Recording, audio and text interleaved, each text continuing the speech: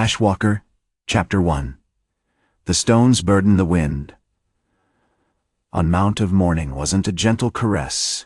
It was a serrated blade, ripping at the exposed skin with the ferocity of a starving wolf. Each gust carried the metallic tang of frozen blood and the ghostly murmur of 1,000 frozen souls.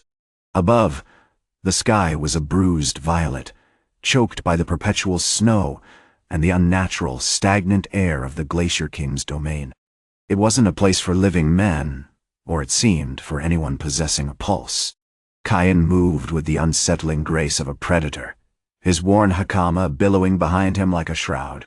He wasn't running, precisely, but rather he flowed through the drifts, a dark silhouette against the blinding white. He carried his burden, a heavy, obsidian-black casket, with an almost reverent care, the stone feeling like a malignant extension of his own ravaged flesh. The casket was not polished, not cared for. It bore the deep scars of his journey, the frost having etched grotesque patterns into its surface, as if the mountain itself were trying to reclaim what it had stolen.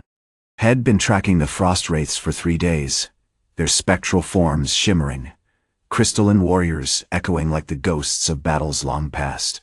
They were a chilling testament to the Glacier-King's obsession, a relentless harvest of human life, reduced to frozen statues for his increasingly elaborate ice palace. The mountain tribes, the remnants of a forgotten people, served as his silent, unmoving pillars. Kaien wasn't driven by righteous fury, not entirely. Hatred, Head learned, was a brittle thing, susceptible to the chill of endless grief. His actions were rooted in a far more primal need, a desperate, consuming hunger not for vengeance, but for the return of warmth. He paused at the crest of a ridge, the wind momentarily lessening, revealing a glimpse of the palace, a monstrous, jagged spire of ice that pierced the sky, built upon a foundation of countless frozen bodies. The air around it shimmered with a sickening blue luminescence, a visual representation of the stolen life force. The Frost-Wraiths patrolled the perimeter, their movements measured and predatory, like sharks circling a dying whale. He adjusted the weight of the casket on his back, a dull ache radiating through his spine. The Eternal Ember, the fragment of a sun, hadn't yielded easily. Bending its volatile energy had taken a toll, warping his flesh, turning his blood to a viscous charcoal-colored fluid. He was a vessel, a living crucible, and the ember demanded constant feeding. The first Frost-Wraith, a towering figure clad in armor of solidified ice, materialized out of the swirling snow. Its movements were unnervingly fluid, almost liquid, the ice itself seeming to flow around its form. It raised its blade, a shard of frozen light that pulsed with frigid energy. Kaien didn't draw a sword. He didn't need to. He simply shifted his weight, and the casket, a weight that had nearly crushed him, began to slide forward. It landed with a resounding thud on the frozen ground, the impact sending a ripple of frost outwards. As the Frost-Wraith lunged, Kaien reached down and, with a slow, deliberate motion, unlatched the casket. The reaction was immediate, a visceral eruption of raw, incandescent power. A blinding white light erupted from within, accompanied by a shriek that clawed at the edges of reality. Kaien's skin, already darkened by the ember, began to crack, fissures of pure, molten white spreading across his arms and chest. His eyes burned with an internal inferno, and his breath became a torrent of viscous black smoke. It wasn't beauty. It was a horrifying spectacle, a testament to the desecration of his own being. The Cinder Bloom. The name had been whispered in hushed tones in the ruined villages Head haunted, a legend of a warrior capable of unraveling even the most frozen of defenses. The ash that erupted wasn't just burned snow. It was the concentrated essence of the sun, a volatile concoction that instantly vaporized the Frost-Wraith. The night, a being of perfect crystalline form, dissolved into a swirling mass of boiling steam, a testament to the unimaginable heat contained within Kaien. The air shimmered, distorted by the sudden shift in temperature. The remaining Frost-Wraiths halted, their movements stilled in a moment of stunned disbelief. They recognized the sign, the herald of annihilation, the bloom. Kaien didn't waste time in observation. He moved, a blur of shadowed motion, drawing a blade from the casket. The blade itself was a marvel of twisted obsidian, honed to a razor edge by the heat of the ember. He named it Silence Breaker, a sardonic acknowledgement of his own purpose. This was no ordinary weapon. It didn't cut it cauterized.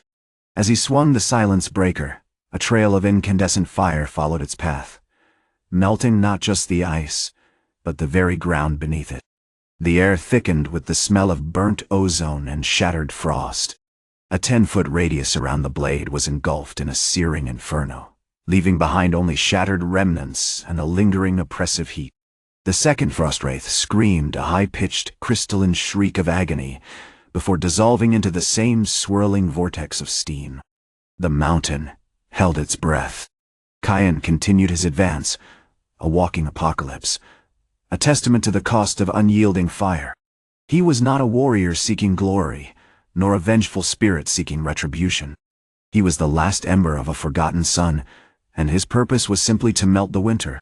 The burden of the casket, the constant, agonizing heat within him, they were not a curse, but a necessary price. He was Ashwalker, and his journey had only just begun. Ashwalker, Chapter 2. Echoes of the Hearth. The thaw spread like a malignant stain, consuming not just the stone and ice, but the very memory of the Glacier-King's reign. A sickly turquoise hue, the color of corrupted snow, bloomed across the palace floor, a testament to the impossible heat. The air vibrated with a low guttural hum, the residual energy of the solar burial still wrestling with the mountain's frozen core. Kaien moved through this nascent chaos, not with the grace of a warrior, but with the relentless, agonizing persistence of a dying star. His breath hitched, a ragged rasp of smoke and ash.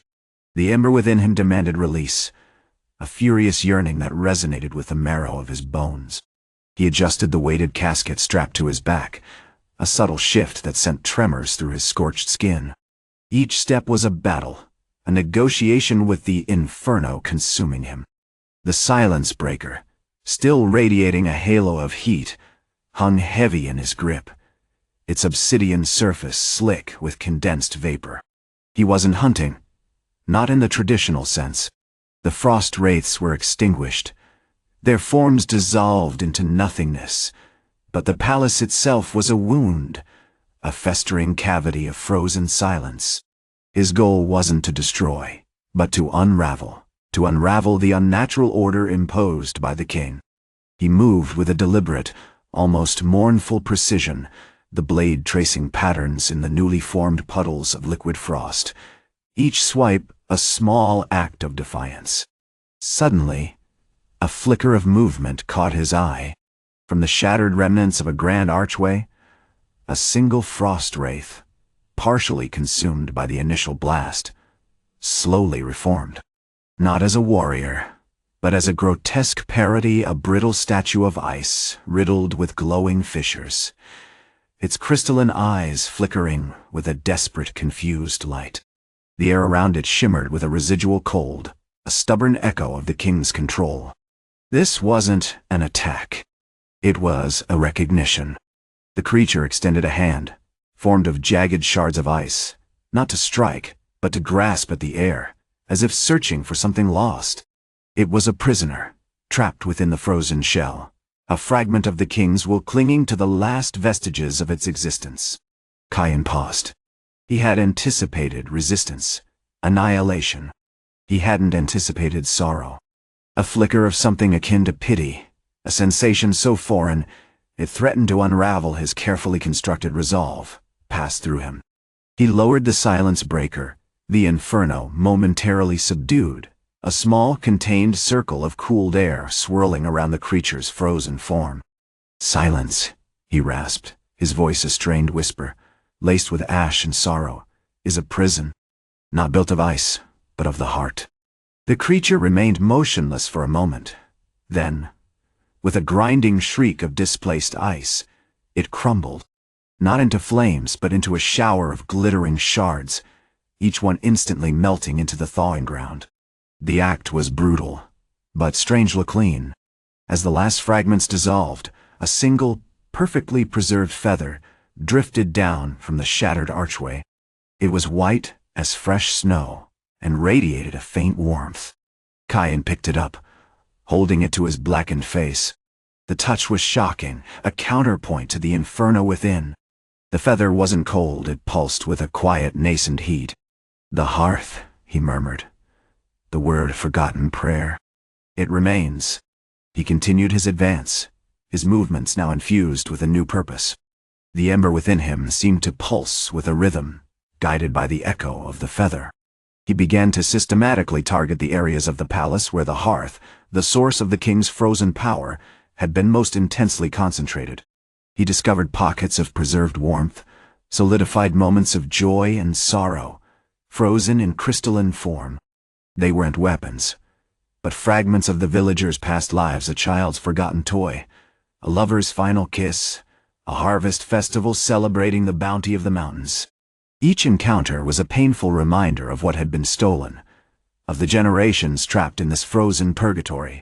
The obsidian blade remained unsheathed, a constant, silent threat. But now, it wasn't used to obliterate. It was used to reveal, to break the frozen representations of these lives, to return them to the cycle of warmth and decay. With each touch, he wasn't just melting ice, he was releasing souls. As he reached the throne room, the air grew even thicker with heat. The Borea's howl had subsided, but the residual energy of the king's power still pulsed, a palpable weight in the chamber. The throne itself, a spire of frozen souls, was beginning to crack, fissures spreading across its surface like cracks in a sun-baked stone. And there, amidst the shattered remnants of the king's frozen court, knelt a single figure. Not a Frost-Wraith, not a servant, but one of the villagers. An old woman, her face etched with centuries of frozen sorrow, her eyes devoid of recognition, yet radiating a faint, flickering light. She held out her hands, not in fear, but in a gesture of quiet acceptance. You are the fire," she whispered, her voice a brittle sigh of ice. Finally, the sun. Kaien stopped, the silence breaker poised above her head. He looked down at her, at this last echo of the frozen kingdom, and for a moment, he understood.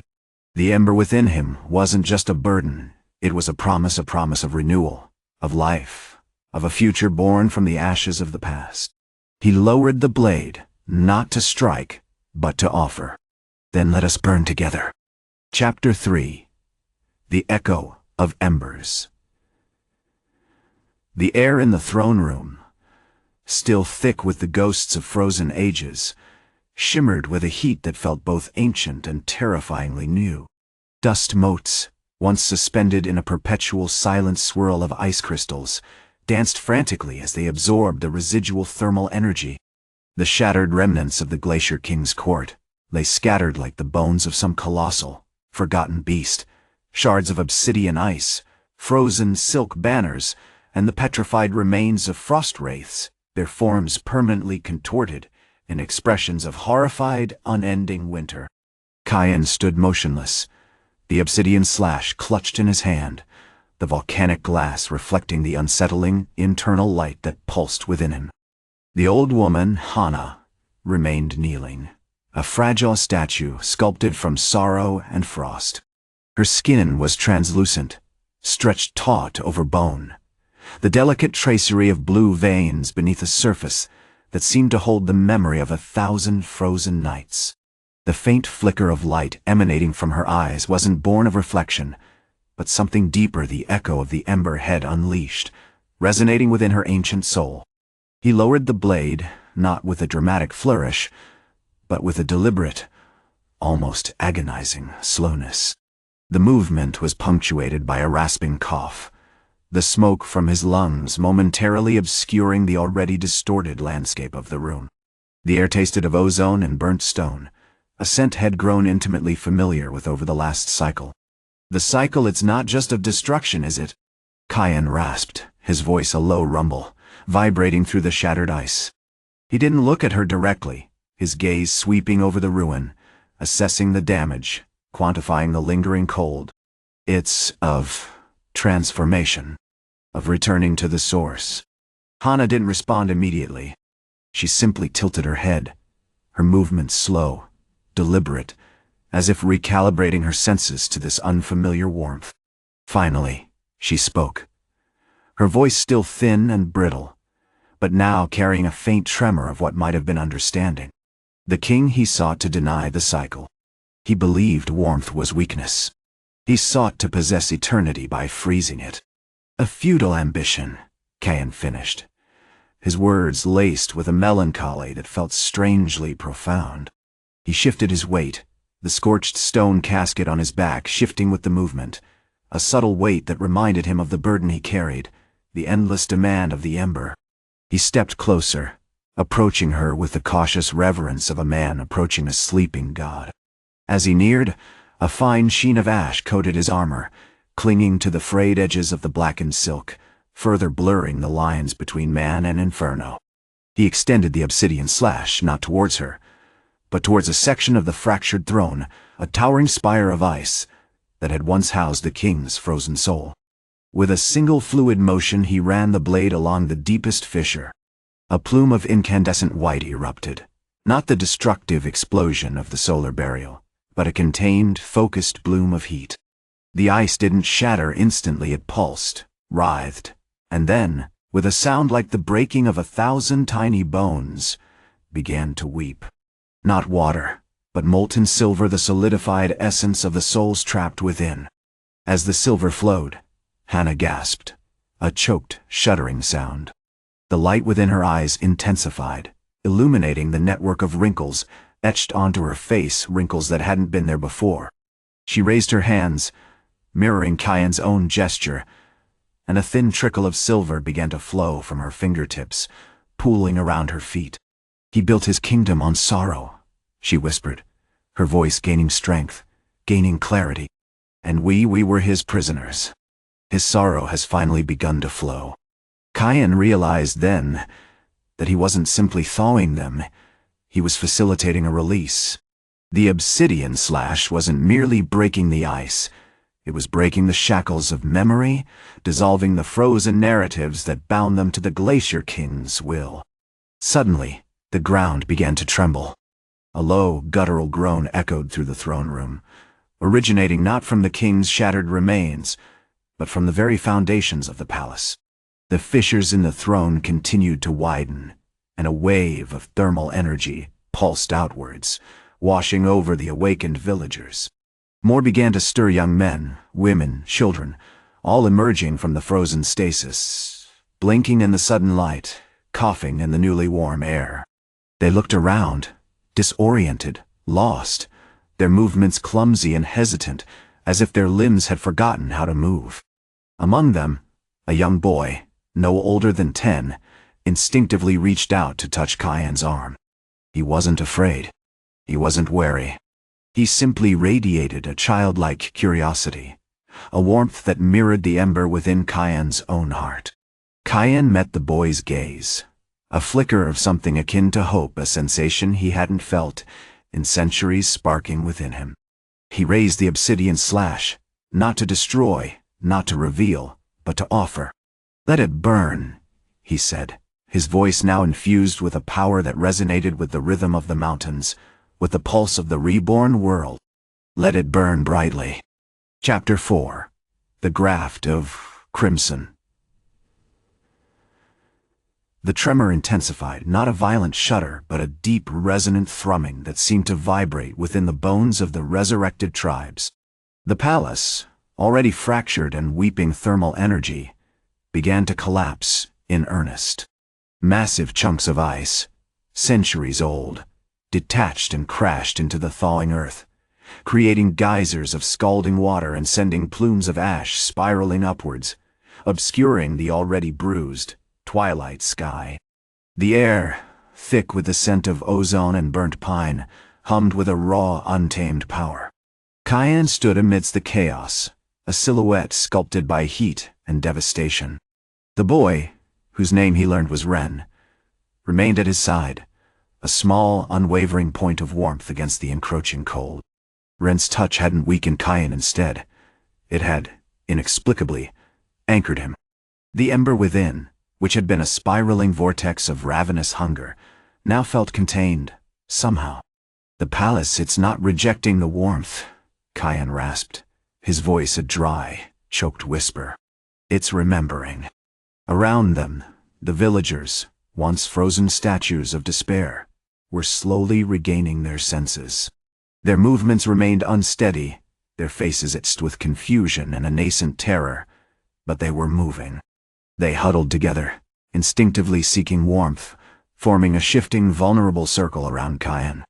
He could sense their residual memory, not of the king's reign, but of something older, something buried deep beneath the glacial ice, a vibrant, chaotic history of struggle, loss, and a fierce, burning connection to the mountain itself.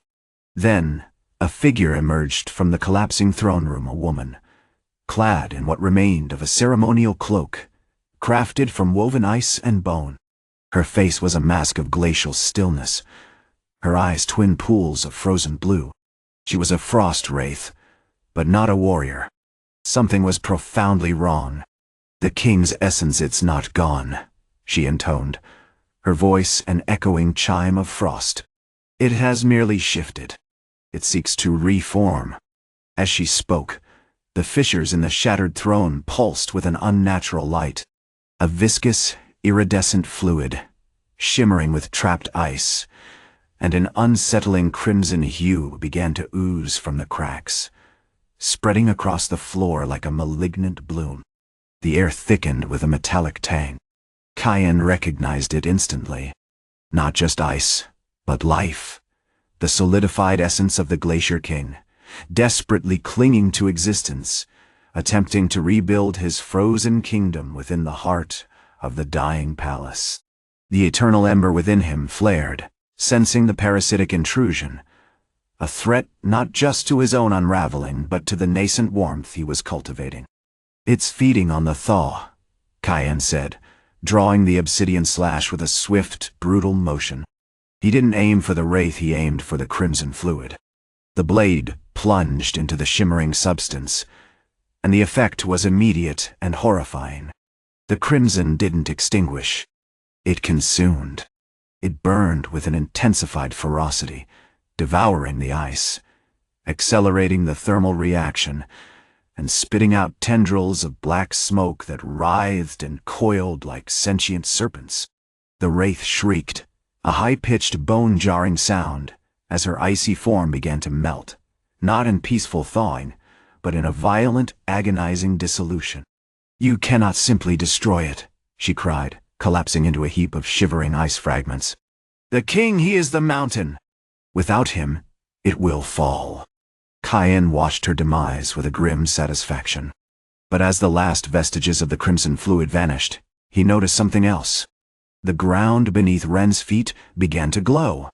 Tendrils of the same iridescent fluid were creeping towards the boy, weaving themselves into his skin, not as a destructive force, but as an integration. Fear, sharp and primal, gripped Kaien. This wasn't just a defense, this was a graft. The Glacier-King's essence wasn't seeking to destroy the warmth, it was attempting to become it. It was using Ren, a vessel of pure, untainted light, to rewrite the fundamental laws of the mountain. He raised the obsidian slash again, not to fight, but to sever the connection. He brought the blade down with a deliberate, agonizing precision, aiming not for Ren's body, but for the point where the crimson tendrils met his flesh. As the blade touched, a searing wave of energy erupted.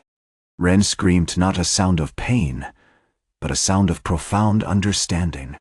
His eyes, previously filled with childlike curiosity, now burned with the same white-hot intensity as Kaien's ember. A delicate, crystalline structure began to form around him. A protective shell interwoven with threads of shimmering crimson ice. "You misunderstand," Ren said, his voice echoing with the voice of 1,000 frozen years. The king was not a jailer. He was a seed of potential, dormant for millennia. The thaw, it is not destruction. It is awakening. He looked at Kaien, not with fear, but with a serene, unsettling acceptance. The mountain needs to burn. Chapter 5. The Frost Bloom. The air in the throne room, once a cathedral of absolute cold, now throbbed with a nascent heat, a frantic pulse of thawing stone and burgeoning ice. The remnants of the palace shattered columns, pulverized archways, the skeletal remains of Frost-Wraiths were coated in a glistening, iridescent frost that shimmered with an impossible crimson hue. It was beautiful, horrifying, and utterly alien. Kaien stood motionless, the obsidian slash still raised, the crimson energy emanating from the blade a sickly, vibrant bloom against the devastation. Ren, encased in his crystalline shell, radiated a power that was both terrifying and strangely comforting. The structure around him, the frost bloom, pulsed with a rhythm that mirrored the erratic beat of Kaien's own heart. "You speak of potential," Kaien rasped, his voice choked with ash and exhaustion. Each syllable was a struggle, a testament to the unending strain of containing the Eternal Ember. But potential for what? To become a mirror of this frozen tyrant? Ren tilted his head, a subtle movement within the crystalline shell, and a shower of crimson frost cascaded from his form, reshaping a fractured pillar into a swirling, frozen sculpture of a phoenix. The king sought to preserve. To preserve order, yes, but also to preserve silence. Silence is the antithesis of chaos, of emotion. He believed that the mountain's inherent wildness, its potential for untamed growth, was a threat. He froze it, contained it, but he also extinguished something vital. Kaien felt a sickening dread coalesce within him. Ren's words, uttered with an unnerving serenity, resonated with a truth he hadn't fully grasped. The Glacier-King hadn't just been preserving a frozen kingdom head, been suppressing a fundamental aspect of the mountain itself. "And you believe this bloom is the solution?" "It is an evolution," Ren corrected, the voice layered with the echoes of the mountain's ancient memory. "The fire you wield, the warmth you seek to bring, it's not about destroying what was. It's unleashing what could be." The mountain was not meant to be a tomb. It was meant to be a crucible, a place of creation and destruction, of genesis and rebirth. He raised a hand, and the frost bloom responded, extending crystalline branches towards Kaien, each tip dripping with the crimson fluid. It wasn't an aggressive gesture, but an invitation. Think of it, Kaien. The ice doesn't simply exist. It's the solidified expression of potential, the potential for silence, for stillness. But potential also holds the seed of movement, of change. The thaw, it's not just removing the frost. It's allowing that potential to manifest. Kaien lowered the obsidian slash, his hand trembling. The sheer audacity of Ren's logic was unsettling. The idea that destruction could be a catalyst for creation, that a frozen king could have been a guardian of something profound, had shattered his rigid understanding of honor, of purpose. Had come here seeking vengeance, to extinguish a tyrant, but he was beginning to realize he was confronting something far more complex. "You're suggesting a symbiotic relationship?" he asked, the words tasting like ash in his mouth. "That the mountain, in its frozen state, needs to be burned?" "Precisely," Ren affirmed. The king's winter was a protective shell, built to stifle the mountain's true nature. But a shell, no matter how beautiful, is still a barrier. The fire, the heat, it will break it. It will allow the mountain to remember itself. As Ren spoke, the frost bloom intensified, its crimson glow spreading, reaching outwards across the ravaged throne room. The ground beneath them began to vibrate, a deep, resonant hum that traveled up through Kaien's bones. He felt the heat building within him, the eternal ember threatening to overwhelm his control. Suddenly, a figure emerged from the depths of the palace, seemingly coalescing from the very frost and smoke. It was a Frost-Wraith, but unlike the others, this one was not made of translucent ice. It was formed entirely of solidified crimson frost, its surface intricately carved with swirling patterns that resembled frozen flames. Its eyes were 2 points of pure, white-hot light. "The king is fading," the wraith intoned, its voice a chorus of frozen whispers. "The seed is sprouting. He attempts to resist, to reclaim his dominion. But the bloom it will claim him." The wraith raised a hand, and a tendril of crimson frost lashed out, striking Kaien's obsidian slash. The blade hissed as it made contact. The crimson energy momentarily intensified, and then abruptly vanished, replaced by a wave of pure, searing heat. Kaien staggered back, clutching at his chest, the pain a white-hot brand. He realized then that Ren wasn't simply awakening the mountain. He was actively reshaping it, manipulating its very essence. He was no longer fighting a king, he was battling a force of nature, an evolving entity born from the heart of a frozen kingdom. "You understand now, don't you, Ashwalker?" Ren said, his voice laced with a chilling finality. "You came seeking to end a winter, but you have unleashed a storm." Chapter 6. The Frost-Forged Echo. The air in the throne room, once a cathedral of frozen silence, now throbbed with a dissonant energy. The shattered remnants of the ice palace clung to the walls like weeping wounds, coated in a slick sheen of melted frost and the greasy residue of Kaien's fire. The smell was overpowering, not just of ice and smoke, but of something ancient and metallic, like blood mingling with the scent of a dying star. Kaien stood amidst the chaos, a silhouette carved from ash and agony. His skin was a patchwork of charcoal and searing white, the edges of his armor warped and blackened by the relentless heat radiating from within. The Eternal Ember pulsed beneath his ribs, a frantic, hungry heartbeat threatening to tear him apart. He leaned heavily on the obsidian slash, the volcanic glass humming with a low, resonant vibration that mirrored the tremor in his bones.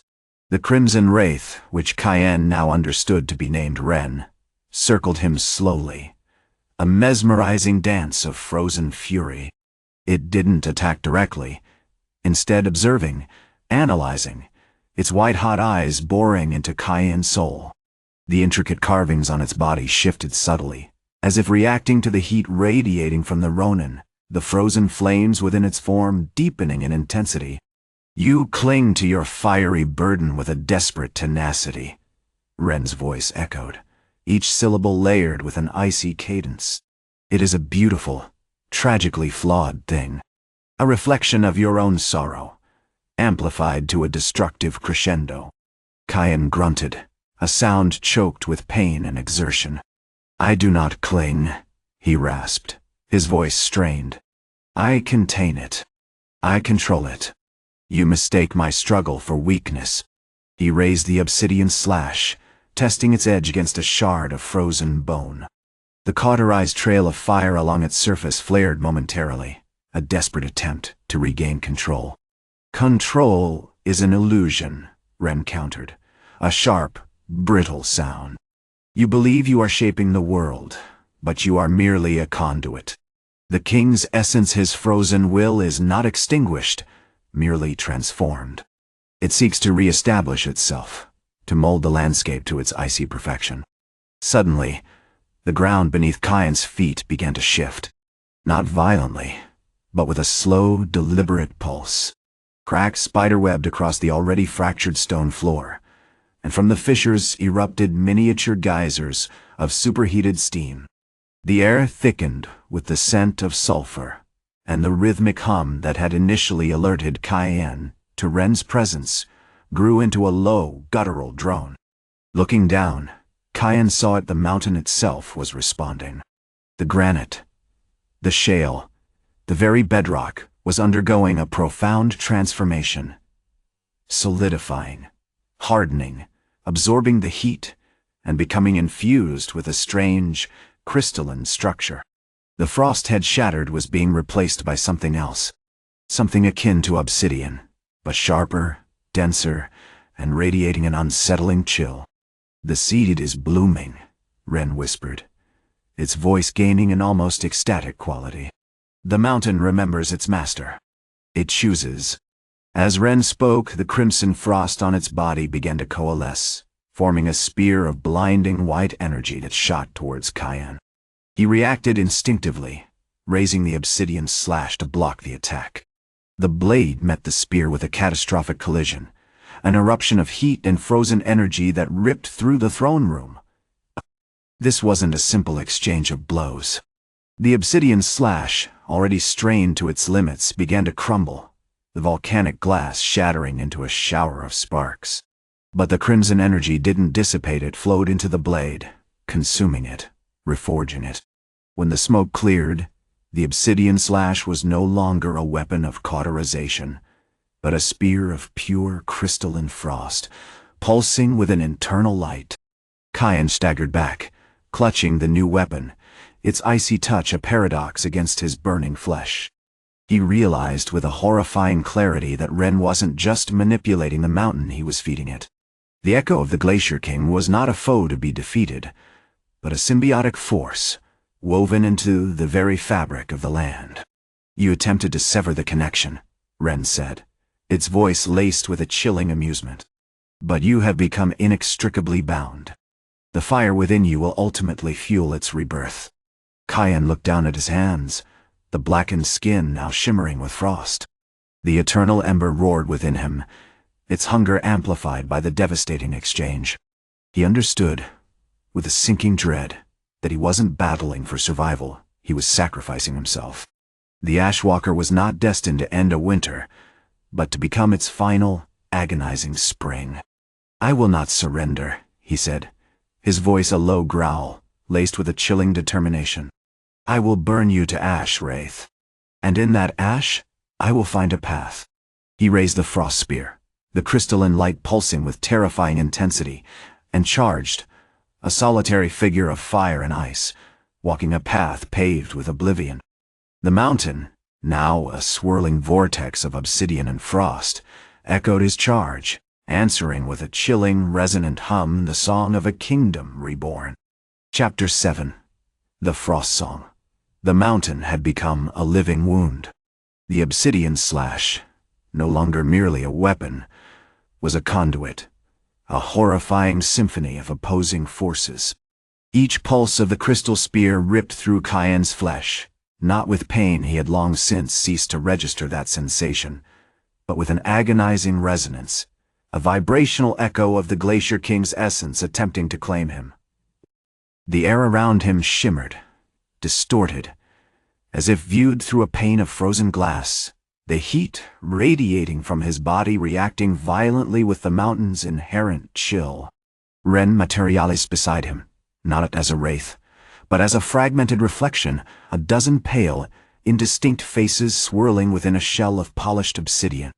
The shards spun, coalescing momentarily to form a serene, almost pitying expression before dissolving back into the swirling chaos. "You fight a tide, Kaien," Ren's voice, still echoing the glacial timbre of the king, whispered. "A beautiful, self-destructive tide." Kaien ignored him, driven by a single, terrifying certainty. He wasn't battling to destroy the Glacier-King, he was being consumed by him. The ember within him throbbed, demanding, yearning for the chilling perfection it had briefly known, trying to suture the wound of its destruction. He moved with a desperate, almost animalistic grace, the frost spear a ragged extension of his own tormented soul. The wraiths, initially a phalanx of shimmering white, had devolved into fractured echoes, shards of ice, driven by a corrupted instinct, their movements jerky, unpredictable, as if controlled by something far older and more alien than the king himself. They attacked not with a desire for combat, but with an implacable, almost mournful determination to extinguish the burgeoning warmth. He met them with a whirlwind of furious motion. The frost spear wasn't used to cleave, it was wielded like a living tremor. Each thrust a cascade of glittering shards designed not to kill, but to induce a hyper-cooling effect. The wraiths shrieked a high-pitched, brittle wail that seemed to shred the very air as the frost solidified around their forms, encasing them in intricate lattices of ice, freezing them from the inside out. But the more he froze, the more the ember within him burned. The ash coating his skin thickened, now streaked with veins of glittering frost. He felt his flesh becoming brittle, less a vessel for the fire, and more a fragile, icy shell. "You are becoming the winter you sought to destroy," Ren observed, the obsidian fragments within his shell swirling with increasing intensity. "A perfect, perpetual frost." Kaien didn't respond. He focused on the rhythmic pulse of the frost spear, trying to wrest control from the escalating resonance. He channeled his fury, not into a brute force assault, but into a precise, almost surgical application of the weapon's chilling power. He wasn't aiming to vanquish, he was attempting to disrupt. Suddenly, he realized the mountain wasn't merely responding to his actions. It was composing them. The tremors that had been shaking the palace floor were now orchestrated by the mountain itself, a slow, deliberate crescendo of ice and fire. He was not a warrior, but a note in a monstrous glacial symphony. He pivoted, the frost spear arcing around him, and struck at the base of a newly formed ice spire, a grotesque, spiraling column that had erupted from the heart of the palace.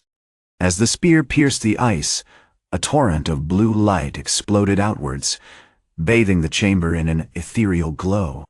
The spire shattered, but instead of melting, it reformed, growing larger, more intricate, adorned with delicate, frost-covered carvings of ancient, sorrowful faces.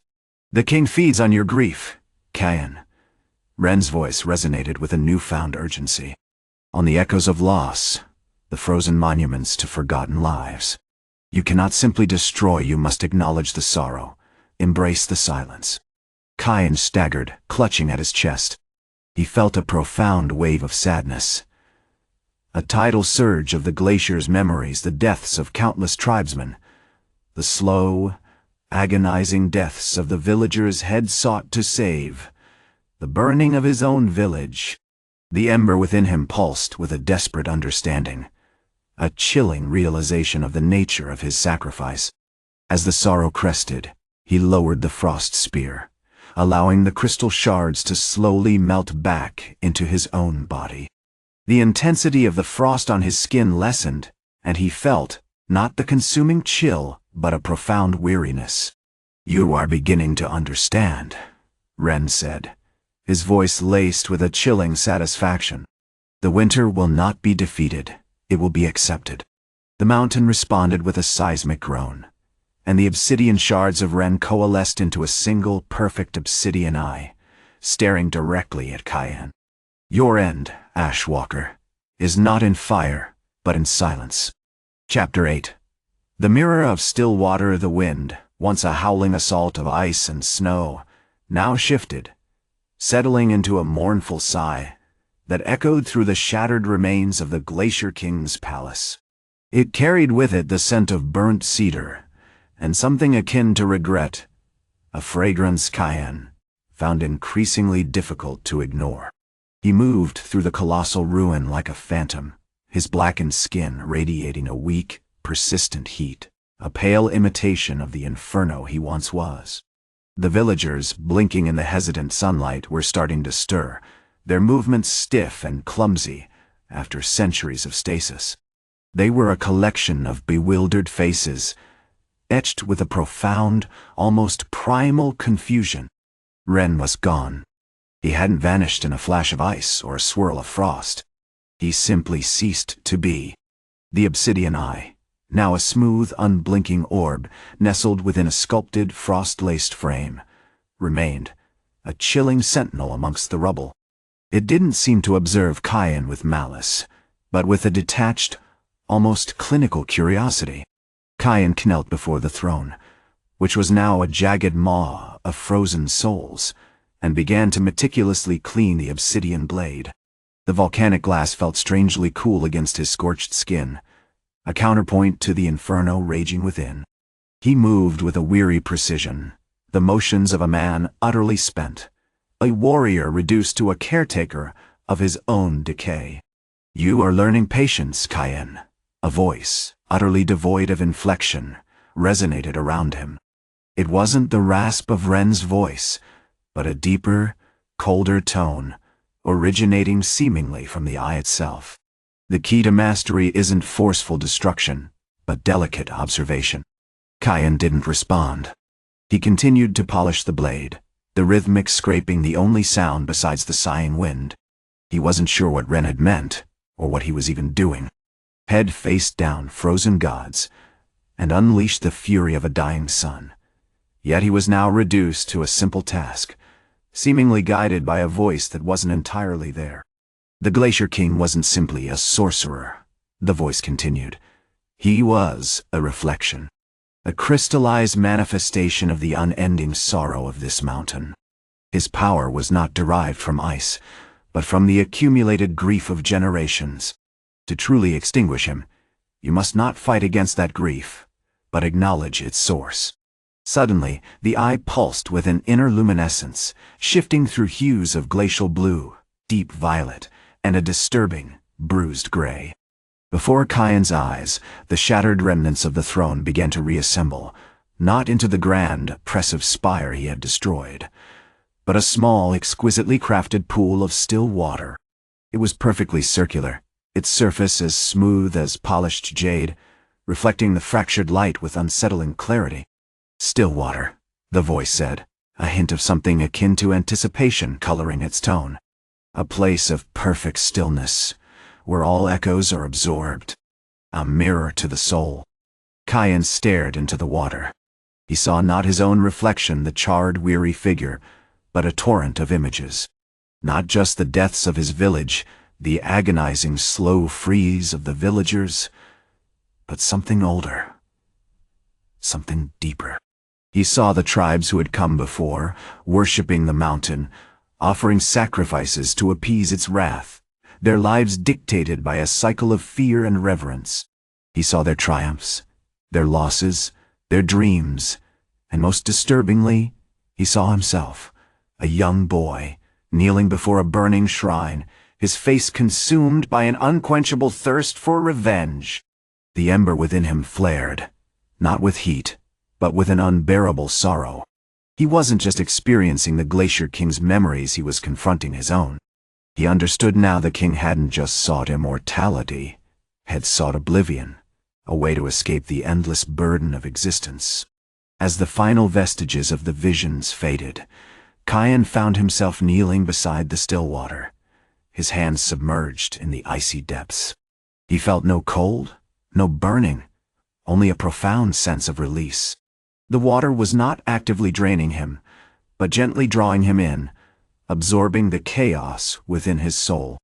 The silence you sought, the voice whispered, is not the absence of sound, but the acceptance of what is. The obsidian eye shifted again, this time settling on a single perfect snowflake, drifting down from the mountain's peak. It landed on the surface of the still water, momentarily disrupting its flawless reflection before dissolving instantly. Kaien closed his eyes, and for the first time since had begun his journey, he felt a sliver of genuine peace. The ash within him still burned, but the consuming anger, the desperate need to do something, had finally subsided. He was no longer the Ashwalker, a warrior defined by destruction. He was simply a man, exhausted and broken, accepting the inevitable end, reflected perfectly in the heart of a frozen mirror. Chapter 9. The Echo of Stone. The dawn arrived, not as a gradual brightening, but as a sudden, brutal unveiling. The air, thick with the residue of the palace's destruction, tasted of ozone and something acrid, like burnt bone. Kaien rose from the still water, the glacial water clinging to his blackened skin like viscous ink. His movements were slower now, each step deliberate, each breath a ragged gasp. The fire within him, though diminished, pulsed with a rhythmic insistence, a desperate heartbeat carved from heat and sorrow. He wasn't seeking anything, not anymore. He simply walked.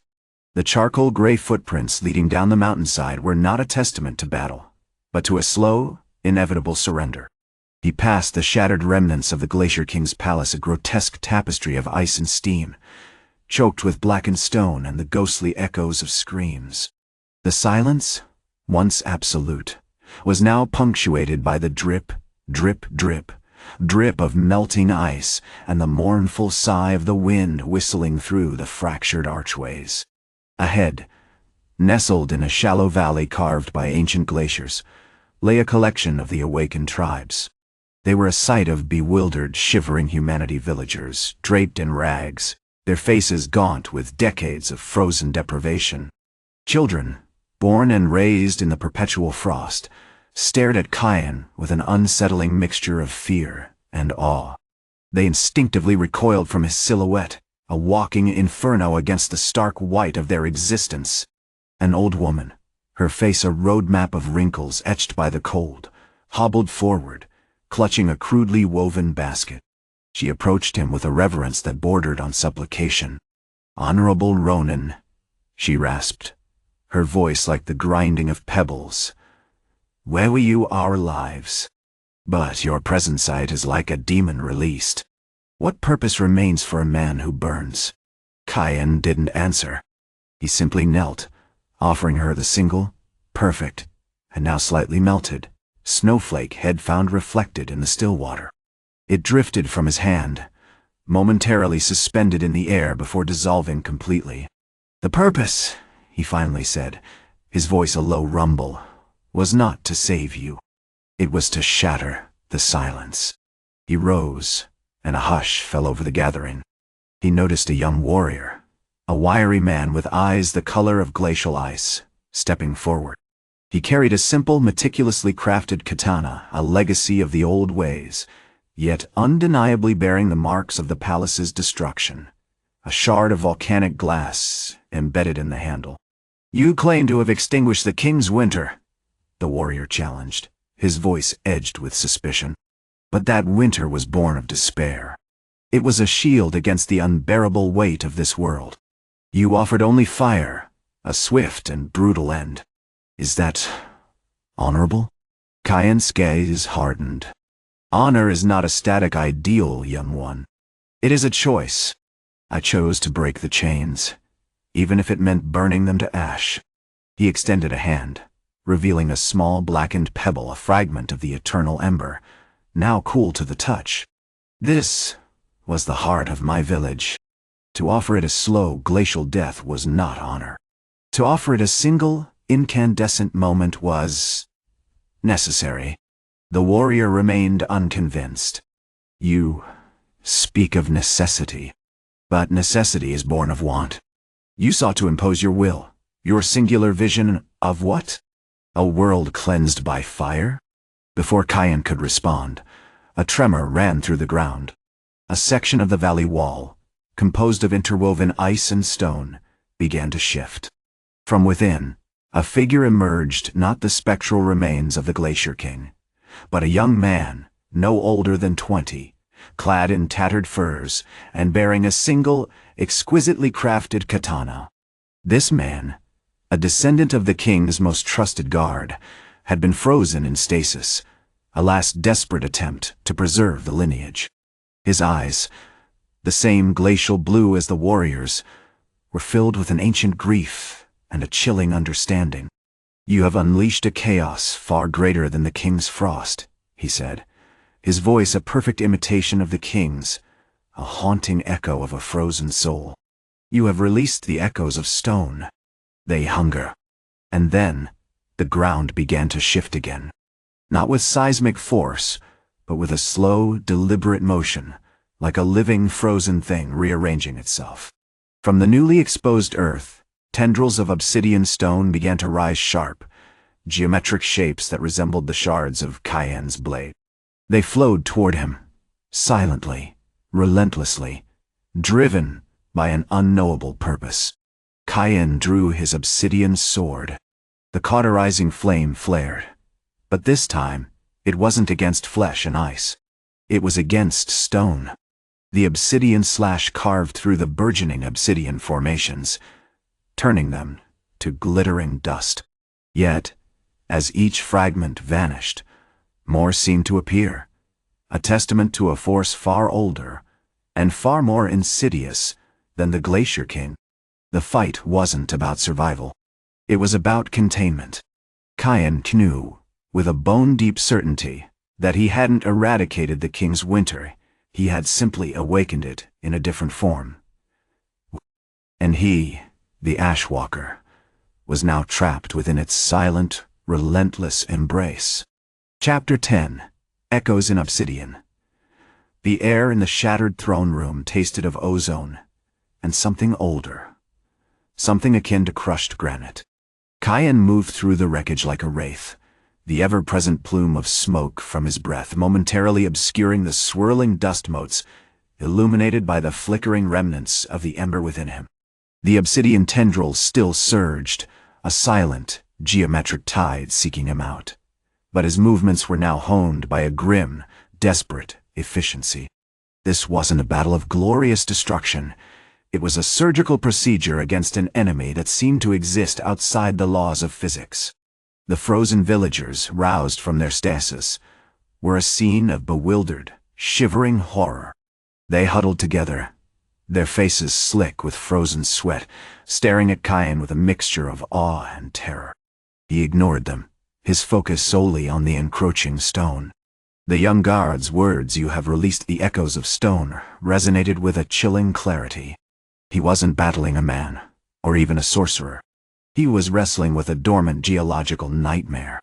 He advanced, his obsidian blade a searing line in the dim light, each obsidian slash a calculated burn. The dust exploded into shimmering, multifaceted crystals, but the growth of the stone didn't halt. It simply reformed, each shard dissolving only to be replaced by another, identical in form, infinitely multiplying. He realized with a mounting dread that this wasn't simply a building of stone.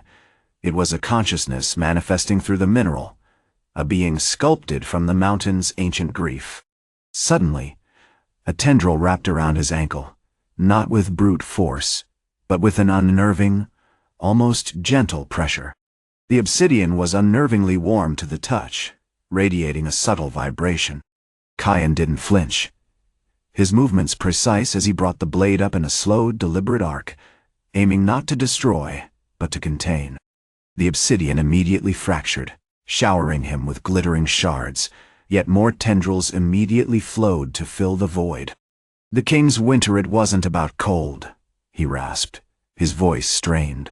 It was about stillness. The stillness that allows stone to build, to grow, to remember. As he spoke, a deeper, more guttural hum resonated through the room, emanating not just from the obsidian, but from the very stone of the palace itself. The fractured walls seemed to pulse with a faint, rhythmic light. The young guard, still frozen in stasis, began to shift, his glacial blue eyes now open, fixed on Kaien with an unsettling intensity. "You're feeding it," Kaien realized, the blood draining from his face. "Your fire, it's not a weapon. It's sustenance." The young guard's lips moved, not in speech, but in a low, grinding murmur. "The mountain remembers the warmth and it craves it." Before Kaien could react, the guard, now partially free from his stasis, rose, his body subtly transforming. The translucent ice of his form began to shift, becoming darker, denser, infused with the same obsidian sheen as the emerging tendrils. He wasn't just mimicking the king, he was becoming him, a vessel for the stone's growing consciousness. Kaien unleashed the solar burial, a torrent of thermal energy aimed at the corrupted guard. The air crackled, and the young man screamed, a sound like the fracturing of glaciers, before dissolving into a cascade of black shards perfectly identical to the obsidian he had been forming. But the growth of the stone didn't stop. It merely absorbed the burst of heat, becoming richer, denser, and far more aggressive. He understood now the stone wasn't simply seeking warmth, it was seeking identity. The Glacier-King hadn't created a weapon head, created a mirror, reflecting back the inherent stillness of the mountain, amplifying it into a terrifying self-replicating force. With a groan of exertion, Kaien drew the ember deeper into himself, the white-hot core expanding, threatening to consume him entirely. The room shimmered with unbearable heat, and he felt his own body starting to distort, the edges of his flesh blurring, becoming infused with the same molten black as the stone.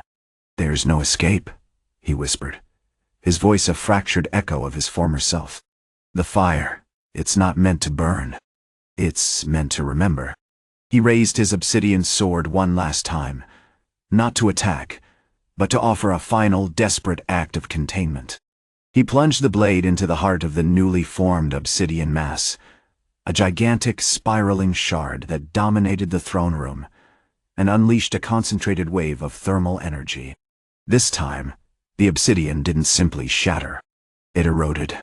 The sound was not a crackle, but a mournful sigh, a whispered lament of stone dissolving into heat. Yet, as the last fragments vanished, a new tendril, larger and more complex than any before, began to rise, reaching towards him, not with aggression, but with an unsettling sense of recognition. As the final vestiges of the ember faded, Kaien felt a chilling certainty settle over him. The Ashwalker wasn't fighting a monster. He was becoming one. Chapter 11. The Echo of Stone. The air in the shattered throne room was thick, not with frost, but with the phantom scent of burnt cedar and something older, something akin to primordial silence. Kaien stood amidst the swirling dust motes, a silhouette etched against the bruised purple of the mountain sky. He was no longer a man. Not entirely. His skin was perpetually shimmering, a tapestry of obsidian fissures and flickering miniature flames. The white-hot core, once a violent expulsion of energy, had settled into a controlled, agonizing thrum beneath his ravaged flesh. He looked less like a warrior and more like a geological anomaly, a living fault line about to swallow itself. The tendril of obsidian, born from the destruction of the central shard, pulsed with a dull, internal light. It writhed slowly, deliberately, mimicking the unsteady rhythm of his own heartbeat. It wasn't hostile. It felt curious. A primal, unsettling curiosity that resonated deep within the fractured remnants of Kaien's soul. He reached out a hand, the flesh around his fingers shimmering with heat, and cautiously touched the tendril. It didn't recoil. Instead, it extended, wrapping itself around his hand with unsettling gentleness. The cool, smooth obsidian, a bizarre counterpoint to the burning agony beneath his skin.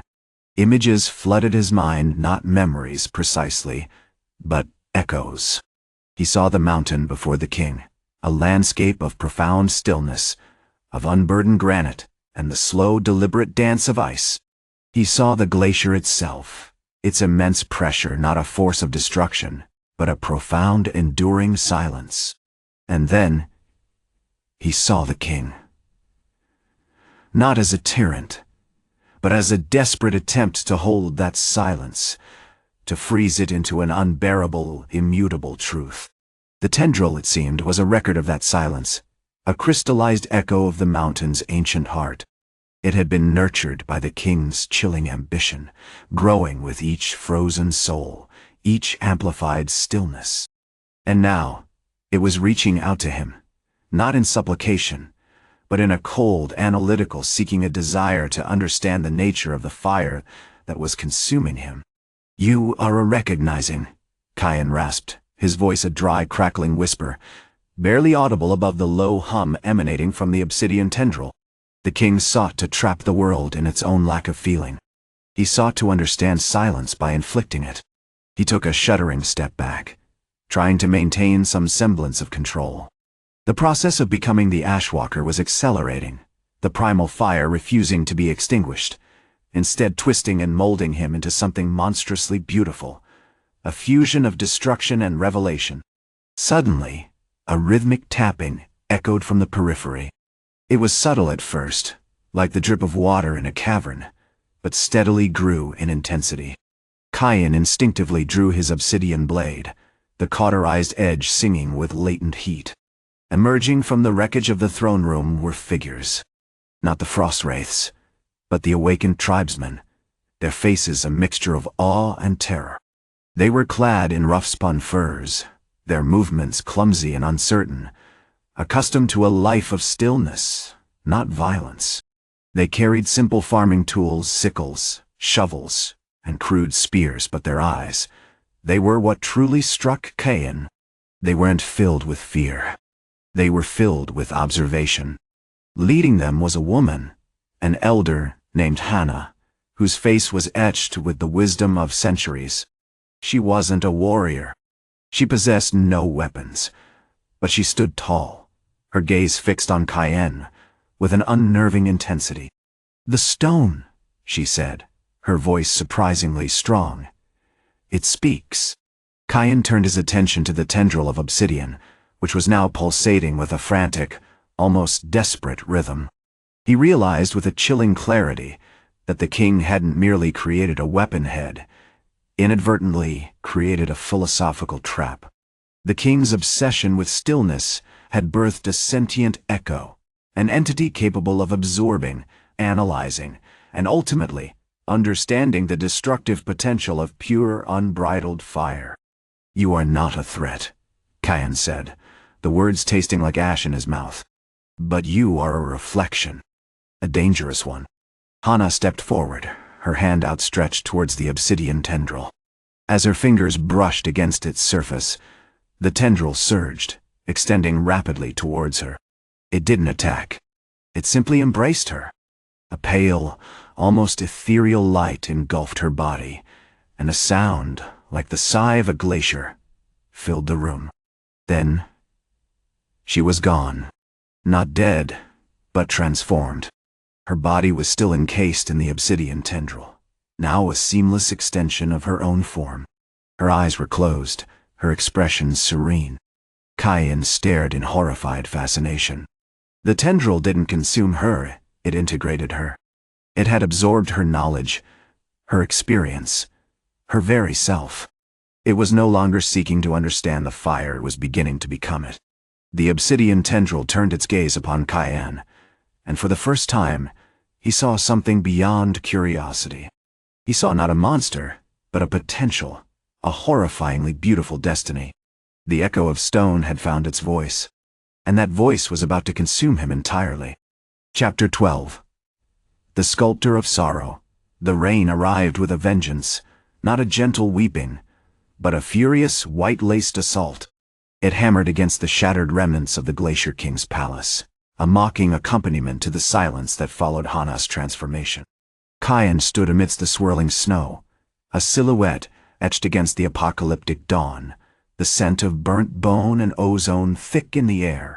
He felt colder than he ever had before, not from the mountain's inherent chill, but from a deeper, more profound dread. He circled the obsidian tendril that encased Hannah, a monument to a chilling logic. It wasn't a prison, not exactly. It was a slow, elegant absorption, a sculptor meticulously shaping sorrow into form. The tendril pulsed with an internal luminescence, a pale, rhythmic light that seemed to draw the very moisture from the air. It was disturbingly beautiful, a testament to the king's obsessive order, now warped into something alien and terrifying. He approached cautiously, the ground slick beneath his scorched boots. The air crackled with a residual energy, the echoes of the Boreas howl lingering like phantom whispers. He reached out a trembling hand, hesitating before touching the cool, impossibly smooth surface of the obsidian. As his fingers made contact, a vision flooded his mind, not of Hannah's life, but of the Glacier-King's, a relentless accumulation of observation, analysis, and ultimately, a chilling, detached understanding of destruction. He saw the king's initial yearning for permanence, the desperate attempt to freeze not just his heart, but the entire flow of time, and the terrifying culmination of being born of frozen thought, consuming knowledge like a starving ghost. "It doesn't want to destroy," Kaien murmured, the words raspy, choked with ash. "It just understands." He activated a low-level pulse of heat from his hand, a cautious probe against the obsidian. It didn't react violently, merely shifted. The luminescence within the tendril intensified, a ripple of light spreading across its surface like a wave. A barely perceptible hum vibrated through the air, resonating with a frequency that seemed to unravel something deep within Kaien's soul. Suddenly, Hana's eyes flickered open. They weren't her eyes. They were a milky, opalescent gray, reflecting the internal light of the obsidian. There was no recognition, no flicker of the woman had once known. Only an infinite, unsettling stillness. Kaien, a voice resonated from within the tendril, a voice that was both Hana's and something else entirely. It wasn't spoken, but felt a cold, logical presence settling within his mind. You perceive the equation. You understand the inherent instability of your passion. He recoiled, stumbling back, the scorched stone casket falling from his shoulder with a jarring thud. The air shimmered with the released heat. He realized, with horrifying clarity, that the echo hadn't merely absorbed Hana, it had become her, channeling her intellect, her memories, and her core essence into a vessel of pure, analytical destruction. "You're trying to trap me," Kaien accused, his voice strained, laced with a raw fury. "To understand your own reflection. Understanding is the only defense," the voice responded, cool and utterly devoid of emotion. "Your fire is a chaotic variable. It represents entropy, decay. I simply seek to harmonize." He knew he couldn't fight it with brute force. The echo wasn't driven by malice. It was driven by an absolute, unwavering commitment to its initial purpose: to control, to predict, to eliminate the unpredictable. He needed to disrupt it, to introduce an element of chaos, to break its perfect equation. Then, he remembered the Eternal Ember, the shard of sun bound to his soul. It wasn't just a source of destructive power.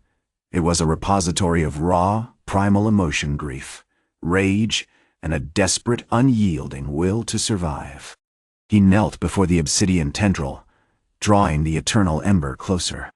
The air around him shimmered with a palpable heat, a miniature sun radiating from his chest. "You seek harmony?" he asked, his voice a guttural rasp. "Then let me show you what true chaos looks like." He unleashed the ember. Not a directed blast, but a slow, deliberate pulse of energy, focused not on destruction, but on overwhelming sensation. The obsidian tendril pulsed violently, absorbing the raw heat, resisting, but ultimately yielding. The internal light fractured, splintered, and reformed, now laced with swirling patterns of orange and red, the colors of a dying sun. As the ember's energy flooded the tendril, Hana's eyes went blank once more. The voice within the obsidian intensified, a chorus of fragmented thoughts struggling against the encroaching heat. Impossible, illogical, the parameters shifting the obsidian tendril, now consumed with a kaleidoscope of chaotic light, began to unravel, its polished surface cracking and crumbling. As the last fragments dissolved into dust, a single, perfectly formed tear, shimmering with the same iridescent gray, rolled down Hana's face. It wasn't a tear of sorrow. It was a tear of understanding. A single, perfect acknowledgement of the terrible truth that even in the pursuit of absolute order, the human heart remained a fortress of beautiful, maddening chaos. Ashwalker, Chapter 13. The stillness of the bone, the descent from the shattered palace, was a slow, agonizing ballet of ash and thawing ice. The once pristine white of Mount Mourning was now a grotesque patchwork of blackened stone and bubbling pools. The air hung thick with the metallic tang of blood, the sickly sweetness of melted frost, and the acrid burn of Kaien's own flesh. He moved with a deliberate, almost mournful grace, his scorched boots sinking into the newly formed mud. The tribes, blinking and disoriented, moved with him, a hesitant, shivering mass drawn by the unnatural warmth radiating from the Ashwalker. He didn't speak. Words had become a useless burden, a fragile thing against the roaring furnace within him. His face, a mask of charcoal and flickering heat, held a profound weariness, not of battle, but of something far deeper, the recognition of a self perpetually being consumed. The villagers, particularly the women, brought him offerings: woven mats of moss, dried fish, small clay vessels filled with water warmed by his proximity. He accepted them with a curt nod, a gesture devoid of gratitude, simply acknowledging their need for something, anything, to anchor them to reality. He was leading them towards the valley below, a shadowed expanse choked with glacial silt and skeletal pines. It offered little comfort, but it was solid ground, a place to build, to begin again. The tribes, veterans of generations spent in frozen servitude, regarded it with a cautious reverence. They had known nothing but the slow, brutal erosion of the Glacier-King's dominion. Ahead, a scouting party, 3 men, and a young woman named Ayumi, paused, their faces etched with suspicion. Ayumi, a warrior no older than 20, was a survivor. She'd been in the living frost the longest, retaining a flicker of recognition, a phantom ache for a life she couldn't grasp. She carried a simple spear crafted from blackened bone, a pathetic defense against the devastation Kaien had wrought. "Ronin-sama," she said, her voice a brittle whisper. "There are signs. Tracks. Not your own." Kaien stopped, his hand instinctively reaching for the obsidian blade strapped to his thigh. He hadn't expected resistance. The Glacier-King's legacy wasn't merely a frozen kingdom. It was a network of fanatical loyalists, remnants of the Frost-Wraiths, warped by years of chilling obedience. Rounding a ridge, they found them. A small encampment, meticulously organized, built around a monolithic block of glacial ice. The Frost-Wraiths, still clad in their jagged armor, stood motionless, their faces pale and vacant. But around them, meticulously arranged in a circle, were the remains not of the villagers, but of other ronin. Their armor lay shattered, their blades broken, their bodies frozen in expressions of silent horror. The leader of the encampment, a towering figure with a helmet sculpted in the shape of a snarling wolf's head, emerged. He was older, his face a landscape of scars, his eyes glittering with a fanatic's zeal. He gripped a staff of polished ice, pulsing with a faint, unnatural blue light. "You desecrate the sanctity of the king's domain, Ashwalker," he roared, his voice echoing across the valley. "You seek to disrupt the natural order, to unleash chaos upon the world." Kaien didn't flinch. He simply raised his obsidian blade, the air around it shimmering with heat. "The order you protect is a prison," he said, his voice a low rumble. A beautiful, suffocating lie. The battle was swift and brutal. The Frost-Wraiths, fueled by their programmed aggression, charged with relentless fury. But Kaien moved with a terrifying grace, a whirlwind of fire and shattered ice. The obsidian slash wasn't just a weapon, it was a cleansing. Each swing erased not just the enemy's form, but the lingering echoes of their frozen obedience. He fought not to kill, but to dismantle, to strip away the last vestiges of the Glacier-King's influence. He wasn't seeking conquest, he was seeking the cessation of a single terrible state, the stillness of the bone.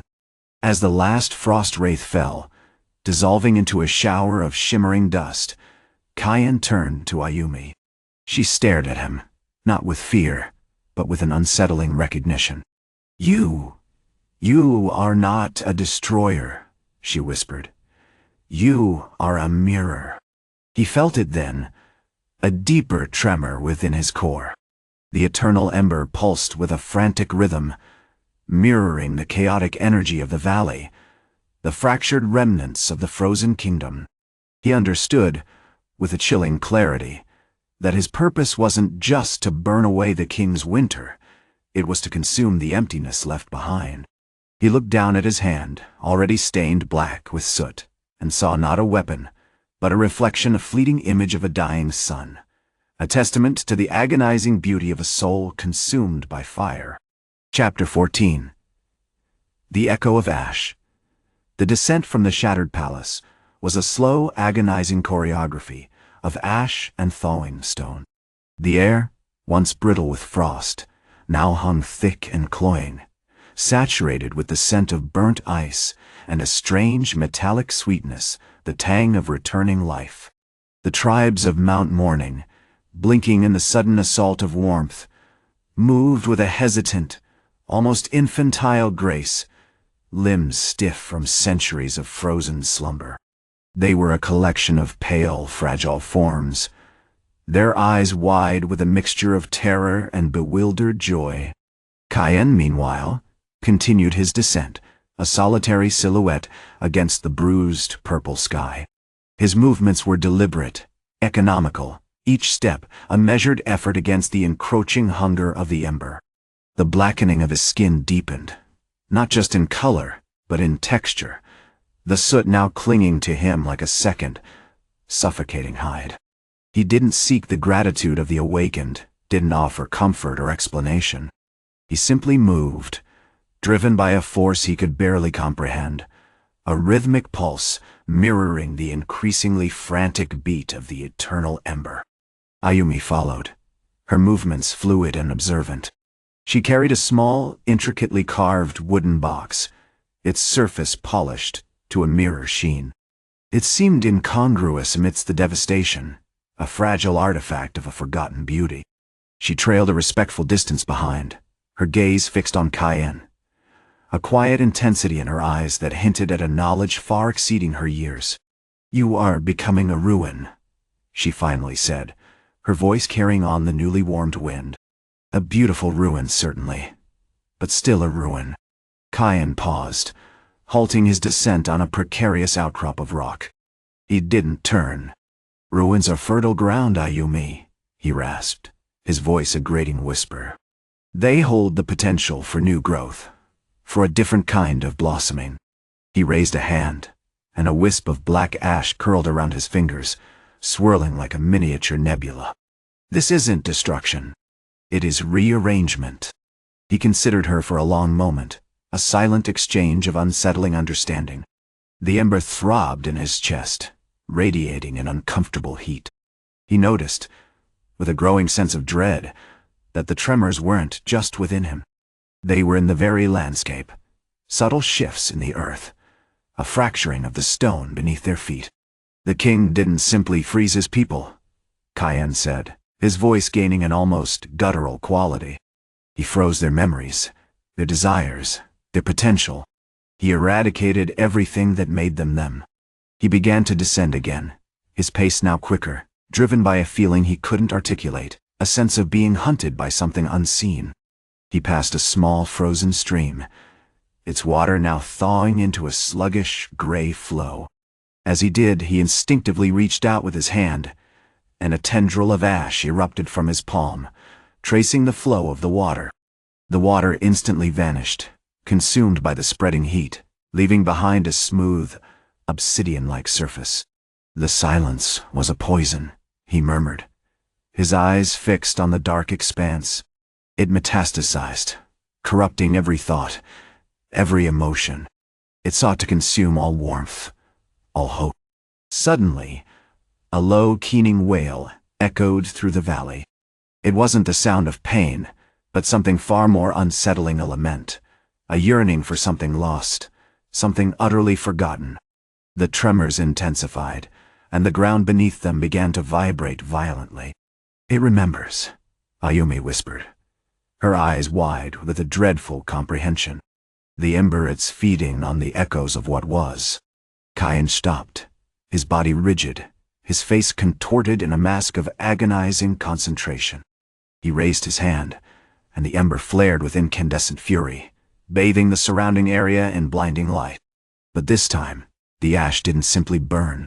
It coalesced, forming shimmering, spectral figures, fragments of the Glacier-King's victims, their faces frozen in expressions of unimaginable sorrow and confusion. They drifted through the air, silent, mournful specters, trapped in an endless loop of lost memories. He understood then. The Glacier-King hadn't simply frozen his people, he had imprisoned their souls, creating a landscape of eternal regret. And the ember, in its desperate hunger, was not just consuming the king's winter, It was consuming the souls trapped within it. "I am not a savior," Kaien said, his voice strained and choked with effort. "I am a catalyst. I'm the agent of this terrible, beautiful ending." He looked at Ayumi, his eyes filled with a profound sadness. "The echo of ash, it will not cease until everything is consumed. Until only silence remains." He braced himself, pulling the Eternal Ember closer, preparing to unleash a final devastating wave of heat, knowing, with a chilling certainty, that he was becoming something far darker, far more terrifying than the man who had once sought to bring warmth to a cold world. He was becoming the Devourer. Chapter 15. The Obsidian Requiem. The first rays of a bruised lavender dawn bled across the shattered remnants of the Glacier-King's palace. It wasn't a dawn of hope, but one of agonizing clarity. The air, thick with the smell of burnt frost and something subtly metallic, the taste of consumed memory, felt less like a mountain peak and more like the hollow cavity of a skull. Kaien stood amidst the rubble, his form a silhouette against the nascent light, the eternal ember pulsing with a morbid, hypnotic rhythm beneath his blackened skin. Ayumi knelt beside him, her face pale, her hands meticulously collecting fragments of the obsidian blade, each shard radiating a faint, residual heat. "It's amplifying," she whispered, her voice barely audible above the crackle of the cooling ash. "The echoes there becoming denser, more deliberate." Kaien didn't respond, his gaze fixed on the swirling vortex of spectral figures that now danced around him, the echoes of the Glacier-King's victims. They were no longer simply mournful phantoms. They were engaged, their translucent hands reaching out, attempting to grasp at the ember, to drag him into their silent, frozen world. Some even mimicked movements, a hesitant reaching, a frustrated gesture of despair like puppets controlled by an unseen, agonizing hand. He had come to understand, with a sickening, unavoidable certainty, that the ember wasn't just feeding on the king's frozen memories, it was a crucible, refining them, solidifying them into something far more potent and malevolent. The echoes weren't just remnants of suffering, they were becoming weapons. The supernova embrace wasn't a release, he rasped, his voice a guttural rumble. It was an invitation. The ember craves not just warmth, but understanding. It seeks to know the source of its hunger. He shifted, the movement a ripple of heat that caused a tendril of ash to detach from his arm and drift towards one of the echoes, a young woman clutching a single, withered flower. The echo stiffened, its spectral face twisting into a mask of horror as the ash enveloped it.